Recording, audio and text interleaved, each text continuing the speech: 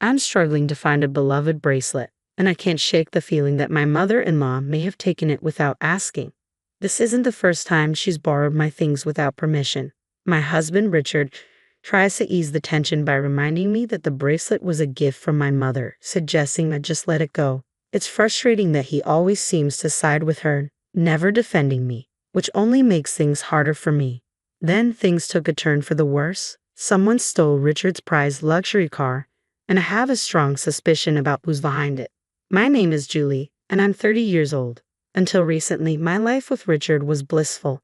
We had just celebrated our first wedding anniversary when everything changed unexpectedly.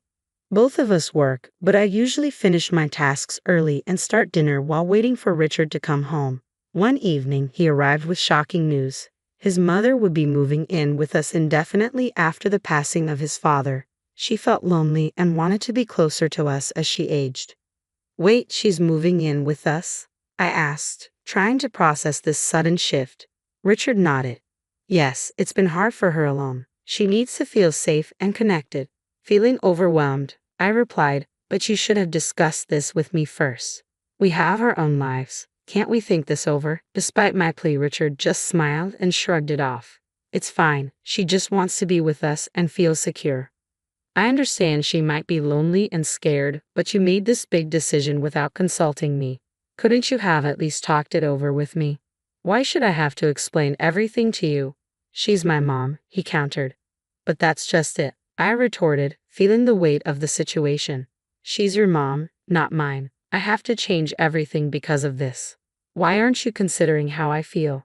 "It's already decided. Just deal with it," he said, shutting down any further discussion. I called after him, trying to reopen the conversation, but he ignored me and walked out, leaving me to simmer in my frustration.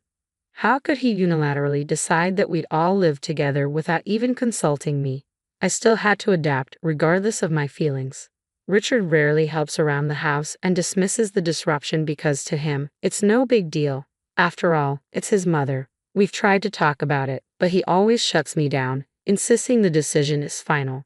As expected, the following week, my mother-in-law arrived at our house, as if it had been her home all along. I might be able to tolerate the arrangement a bit more if my mother-in-law were a kinder person, but every encounter with her feels strained. She often says hurtful things and treats me poorly, which is why I typically avoid visiting her unless absolutely necessary. Now, suddenly, we were expected to live together. True to form, my mother-in-law began criticizing me from day one. "Julie, did you know I was coming today? There's trash in the corner," she scolded. "I'm sorry. I was working and didn't have time to clean," I explained. "Excuses. Couldn't you have tidied up after work? But then I wouldn't have had time to make dinner." "Oh, come on, stop arguing. How do you even manage being Richard's wife? Be more efficient." I stuttered an apology just 13 minutes into her stay, feeling more overwhelmed than ever. My worries about living with her deepened. Her controlling behavior escalated, constantly stressing me out. Then one day, something unusual happened. I returned home from work to find her greeting me with an uncharacteristically warm smile. "Welcome home," she beamed, which was odd for her. As I hung up my coat, a glint of something shiny caught my eye. It was around her neck. "Wait, is that my necklace?" Unease washed over me as I rushed to my bedroom to check my jewelry box. My fears were confirmed. I confronted her in the living room, where she sat nonchalantly. "That necklace, it's mine, isn't it?" I asked, barely containing my frustration. She smirked. "Oh, you finally noticed. It looks good on me, doesn't it?" Her shameless reply stunned me. "What are you talking about? Please stop using my things without asking. It's not okay." "What's the big deal? It's not like it's going to disappear or anything. Stop complaining and get dinner ready. Richard will be home soon." She dismissed me. As I prepared dinner, she continued to meddle, increasing my stress. That evening, I reached my limit and knew I had to talk to Richard about it. "Hey Richard, can we talk?" I asked as he walked through the door. "What's on your mind?" he inquired casually. "Today, I found your mother wearing my necklace. She never asked for my permission." I took a deep breath, trying to keep my voice steady. "Oh, so you're saying she went into my room, opened my jewelry box, and just took it? Isn't that a bit of an exaggeration?" Richard's skepticism was immediate. "How am I exaggerating? This is exactly what happened," I responded, my frustration brewing. Come on, I'm sure Mom didn't mean any harm. He tried to downplay the situation. A surge of anger washed over me at his automatic defense of her. Struggling to remain composed, I continued, hoping to make him understand. So, you think it's okay for her to just walk into my room and take my things without asking? A normal person would at least say sorry. Well, Mom probably just saw something she liked and grabbed it, he replied dismissively. But that's not really the issue here, Richard. You need to talk to her about respecting my space. I insisted. What's telling her off going to change? He shot back. But you're her son. She might actually listen to you. You need to handle this, I pressed, hoping he would grasp the gravity of the situation. Okay, fine, I'll talk to her, he finally conceded, though reluctantly. However, by the next morning, it seemed Richard had completely forgotten our conversation. I shot him a few irritated looks over breakfast, but he never brought it up with his mother. Since then, my mother-in-law had started using my belongings freely, treating them as if they were hers to borrow without needing permission. My complaints fell on deaf ears, and with no locks on any of the doors, confronting her felt futile. If this continued, I feared I would start losing my belongings permanently. I realized I needed to devise a strategy to stop her intrusive behavior. Then one day, something happened that I couldn't overlook or forgive. My late mother's bracelet was missing. I had planned to wear it to meet a friend, and it was a treasured piece I held dear. I had kept my late mother's bracelet hidden in a secret compartment on my desk instead of my jewelry box, but now it was gone. The only person who could have taken it was my mother-in-law. When I confronted her firmly about the missing bracelet, she casually admitted to taking it. Oh, that bracelet? I just borrowed it, she said with a nonchalant tone. No, give it back right now, I demanded. Urgency and frustration cleared my voice.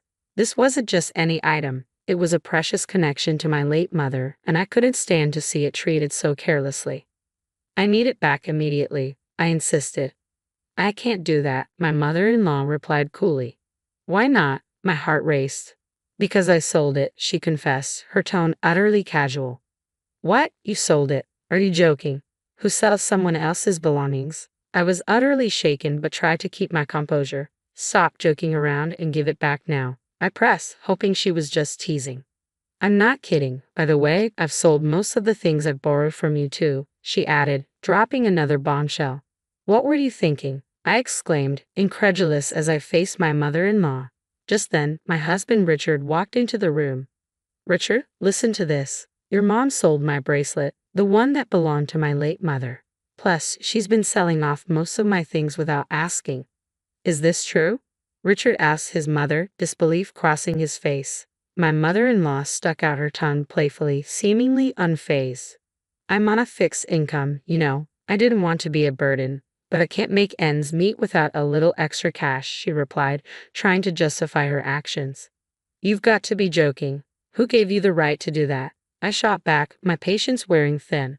Don't get so upset. I didn't mean any harm, she said, downplaying her actions. If you meant no harm, you wouldn't be selling other people's things, I retorted, anger bubbling beneath the surface. That's because, she started to explain, but I cut her off. Where did you sell it? Get it back right now. Just then, Richard yelled, Enough is enough. To my surprise, he wasn't glaring at his mother, he was looking at me, confusion and hurt in his eyes. Why are you yelling at me? I asked, taken aback. Your mom took my bracelet without asking. Be quiet. I did it for Mom, he shot back, frustration lacing his voice. For Mom? Seriously, why should I give up my precious things for her? I retorted, my voice rising in frustration. Because it makes Mom happy. She's your mother-in-law. Show some respect and just do as you're told, Richard replied, siding with his mother. I was utterly dumbfounded and deeply hurt. How could my husband not see the unfairness of the situation? How could he expect me to simply comply and sacrifice my precious belongings for his mother's happiness? This whole ordeal was becoming unbearable. I could no longer endure his mother stealing from me or Richard's unwavering support of her. I was at my breaking point. Fueled by escalating anger, I shouted, That's it. If you won't take this seriously, maybe we should just get a divorce. My voice trembled with emotion. Stop joking about divorce, Richard retorted, clearly not taking me seriously.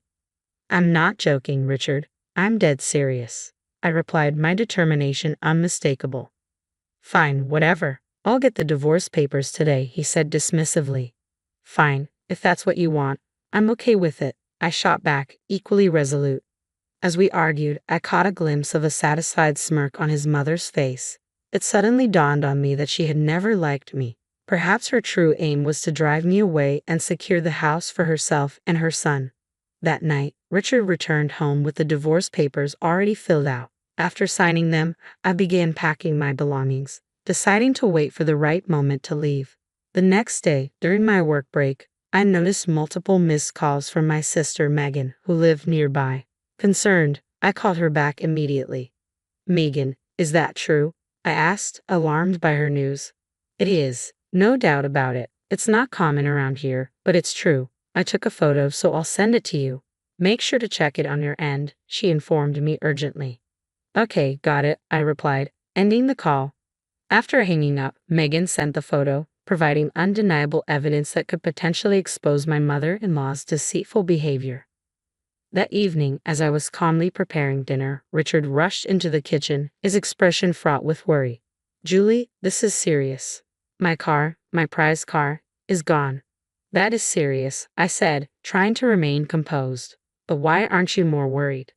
His tone became accusatory.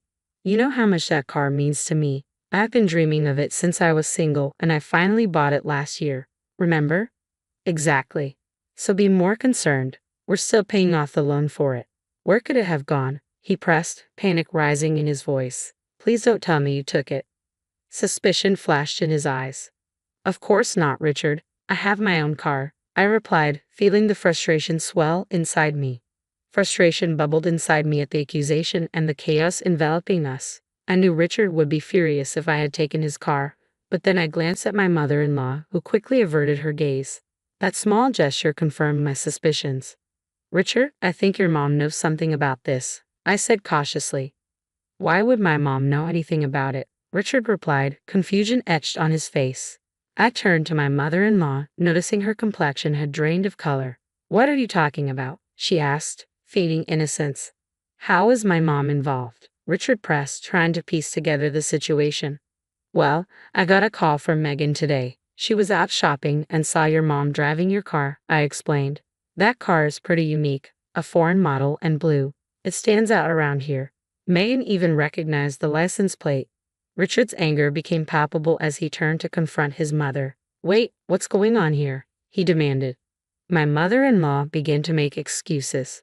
No, Richard, I just borrowed the car for a bit. Borrowed? Seriously? I've told you so many times not to touch that car. Richard shot back, frustration mounting. I'm sorry, but I want to drive it, she said sheepishly. What on earth did you do with the car then? Did you leave it somewhere?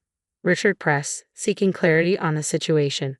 Not exactly, but I did leave the keys in the ignition. Someone from the neighborhood might have taken it, she admitted, her nervousness evident. Stolen? Seriously? Richard was incredulous. I swear, I drove the car all the way home. I'm not lying, she insisted. To challenge her story, I pulled out a photo to make my point. Is this why you're lying? Did you wreck the car? I asked, showing her the picture of my sister Megan, which depicted my mother-in-law driving a badly damaged luxury car. Megan sent this just in case you took Richard's car and wrecked it so badly that you couldn't drive it back. No, that's not what happened, she stammered, cornered by the evidence. Where's the car now? Richard demanded, his patience wearing thin as we navigated the mystery of the car's disappearance. If someone stole it from the neighborhood, wouldn't someone have noticed? He argued beside me. Richard trembled with rage, his voice rising as he confronted his mother with an intense stare. Are you serious? You wrecked my car, and now what? You just expect me to take it back. Calm down, Richard. His mother tried to soothe him. How can I stay calm? You're paying for the repairs. Richard snapped back. But then she dropped another bombshell. That's impossible.